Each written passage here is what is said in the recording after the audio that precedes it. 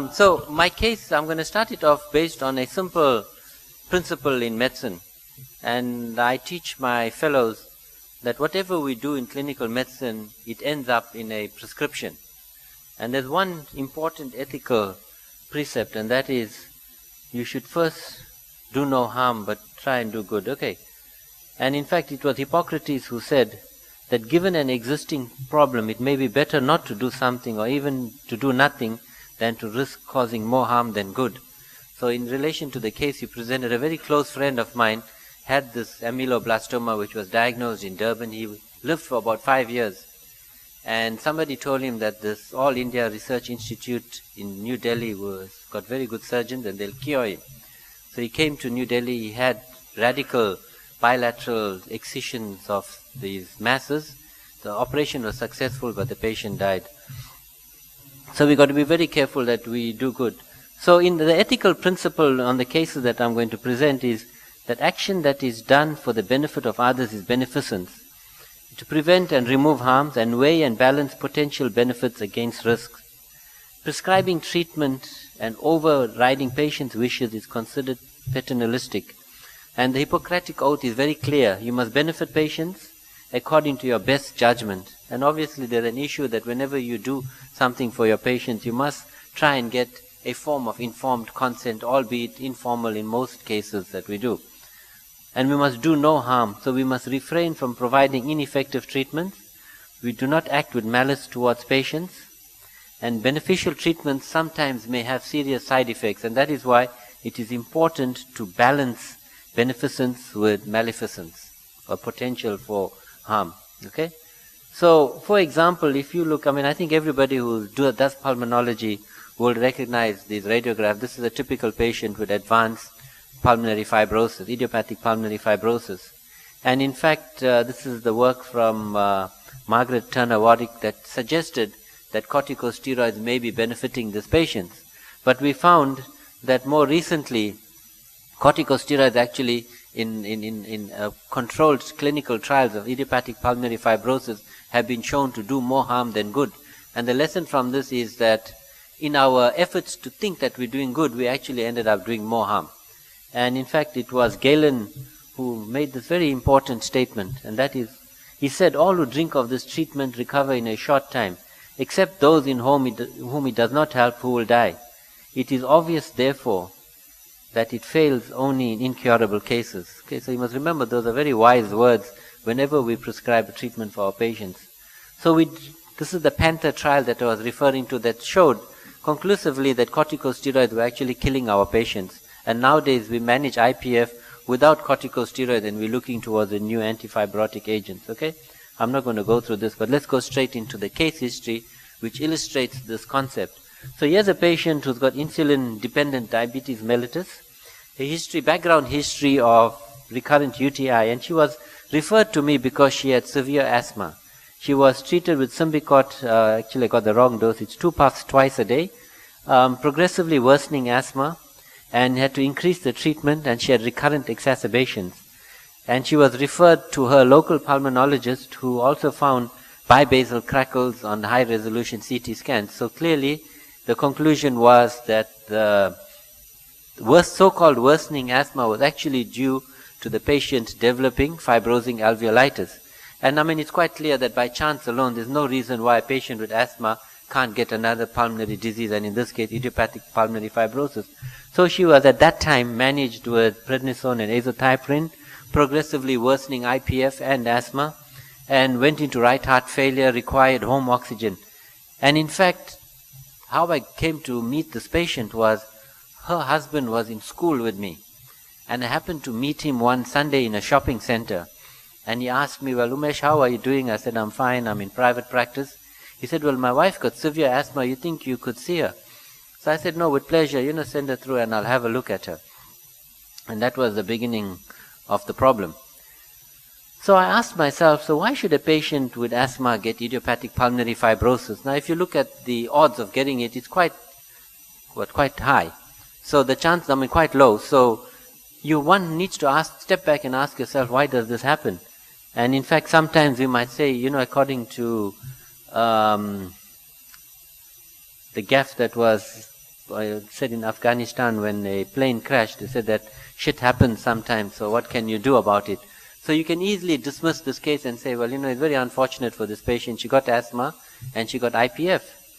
And I have one aphorism in my clinical practice, and that is, if you have a difficult clinical problem, there's only one solution, and that is, when the problem gets tough, the tough take a thorough history. And that's what I did. Okay. So I went back and I reviewed her history. So as I said, she's a known insulin-dependent diabetes since a young age, history of recurrent UTIs. And lo and behold, her urologist had prescribed nitrofurantoin for her recurrent urinary tract infection, which she's been taking for about 5 years since I've been seeing her. And in fact, it fits in with the duration of her worsening asthma. Okay? And in fact, what this patient had was nitrofurantoin lung. And in fact, it's a very serious problem because nitrofurantoin is prescribed as a prophylactic for urinary tract infection, and this patient was given it for 5 years. And it is quite clear that when you give nitrofurantoin for this patient long term, you need to monitor the respiratory symptoms, lung function, and chest radiograph, none of which was done in this patient. And in fact, when she saw her pulmonologist, he did not get that history. And so here's the sort of extract from the review on nitrofurantoin lung. It's a chronic pulmonary reaction that can develop insidiously, as was the case in this patient, and in patients who've received continuous nitrofurantoin treatment for more than 6 months. The symptoms may also occur quite rapidly, in which case it is easily recognized. But when it's insidious, this is the problem. Okay, and the reactions may cause permanent respiratory impairment with fibrosis, which is what happened in this patient. Okay. Does anybody here have experience with patients with nitrofurantoin lung? Together with my colleagues, we are aware of 5 cases in Durban alone who've received nitrofurantoin and developed interstitial lung disease. And the history, the background in this patient is the nitrofurantoin was stopped. Her asthma, so-called asthma, remained stable, but over the next 2 years, unfortunately, her disease progressed and she subsequently died. And the issue is that this was a preventable death. So it's very tragic. So case history 2. So here's another patient, 60-year-old woman who had pelviureteric reflux and was obviously developed recurrent urinary tract infection and was given macrodantin or nitrofurantoin prophylaxis for more than 5 years. She had a 25-pack-year history of smoking and she had progressive dyspnea. So when she presented, she was actually diagnosed as COPD because of her smoking by a primary care physician and was treated for COPD. She was then referred to me when she had a so-called acute exacerbation of a COPD. And what's the diagnosis in this patient? When you examined her, she had evidence of bilateral crackles, and the diagnosis was? Well, there's a chest radiograph. This is not hers, but her X-ray looked exactly the same. There's the CT scan from my patient. She had nitrofurantoin-induced lung disease. Okay, so yet another case. But what was also interesting in this patient, when we did routine laboratory tests on her, her liver function tests were abnormal. And when I went back into clinical records from her urologist, she had serially worsening liver function tests, and much to my own surprise, she also had nitrofurantoin-induced lung disease. And in fact, I was also surprised to read when I reviewed the literature that nitrofurantoin, apart from causing interstitial lung disease, is the commonest cause of drug-induced liver disease in the US and occurs in 1 in 1,500 cases. In our setting, we see tuberculosis drugs-induced lung disease more often. Okay, and it can, again, like with lung disease, cause acute or chronic liver disease, and it resolves rapidly after stopping the drug and may actually be fatal if it is not recognized. And in this patient, she did not develop jaundice, although she developed progressive hepatitis. So she had what you may call acholuric hepatitis. And the mechanism of action of its pulmonary toxicity and its liver toxicity is the nitroreductive metabolism that produces these toxic radicals that causes tissue damage in these patients. Okay. So remember that the patient's illness is due to the drug the patient is taken until proven otherwise. And I think these two cases illustrate a very important aphorism when we manage our patients. And in fact, I see a lot of patients referred to me with various problems. For example, I work in a hospital which is a specialty pulmonology and cardiology hospital, and oftentimes the cardiologists would refer the patient to say this patient's got unexplained dyspnea. And in fact, what they've done is they've concentrated on the coronary artery disease and forget to look for lung disease.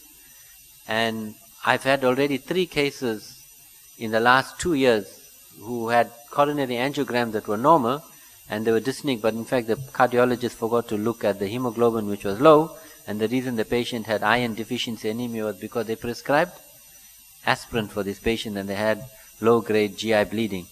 So the lesson from these cases is that whenever we prescribe any medication for a patient, firstly we have a responsibility to decide that the benefit of the treatment must outweigh any potential risk.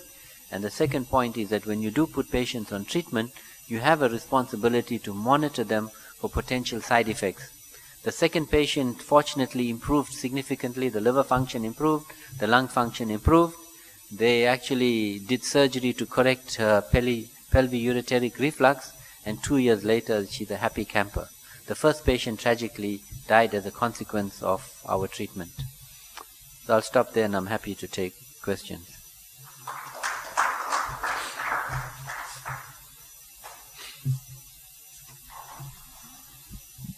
Thank you very much, Professor Lalloo. This is a practical case which we have to take into consideration when you are treating patients. It's very interesting. So, have you questions? Yes? Yeah, thank you, Professor Lalloo. It seems you didn't do histopathology on these 2 patients, right? No, I didn't. Yeah, the first patient was too sick. Yeah. So what is usual neutrophil lung fibrosis? Is NSIP or UIP, or what type of histology usually they develop? I can't give you that answer, but I think in the early phases it is an inflammatory reaction in the lung. I think predominantly, initially it's neutrophilic, then it becomes lymphocytic, but making that statement with reserve, I need to check. So I've not had the opportunity to do a biopsy because that patient was too sick. The second patient improved within about 6 months dramatically, so we had no need to do histopathology, to get histopathology. Thanks. Yeah, Dr. Tony. Yes, thank you very much for this presentation. I agree. But what about the benefit-risk ratio? When you prescribe a treatment, each physician must calculate and tell the patient about the benefit he will derive from the treatment and the risk he will derive. If I understand your question, this is very important. Every treatment you give has risks. So for example, when you prescribe aspirin to prevent secondary prevention or primary prevention for coronary artery disease, for cerebrovascular disease, there's a risk. So if you've got to weigh the risk, and the benefits outweigh the risk. But having said that, you then have a responsibility to monitor the patient for the risk and manage the risk, either mitigate it or manage it when it manifests. Now, in the context of the first and second patient, it is a requirement when you read the package insert that you must monitor these patients for pulmonary toxicity. And because it occurs insidiously, they should have formally taken a history and done a baseline and serial chest radiography and lung function, none of which was done. Now, if you speak to any urologist, they put hundreds of patients on long-term nitrofurantoin. The side effect rate is obviously rare, but in the individual patient it's 100%, and it's obviously potentially fatal.